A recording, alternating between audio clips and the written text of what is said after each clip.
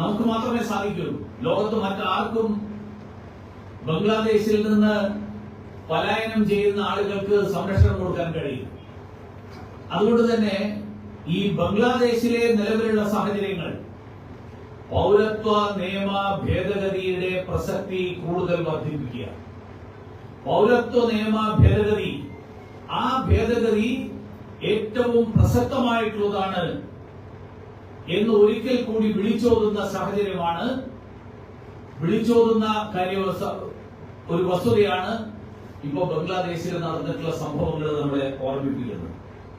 കാരണം മതത്തിന്റെ പേരിൽ കൊല്ലിനും കൊലയ്ക്കും ബലാത്സംഗങ്ങൾക്കും ഒക്കെ ഇരയാവുന്ന ജനങ്ങൾക്ക് അവർക്ക് പ്രതീക്ഷയുടെ കണികയാണ് പൗരത്വ നിയമത്തിൽ നമ്മുടെ സർക്കാർ വരുത്തിയിട്ടുള്ള, കേന്ദ്ര സർക്കാർ, ഇന്ത്യൻ സർക്കാർ വരുത്തിയിട്ടുള്ള ഭേദഗതി.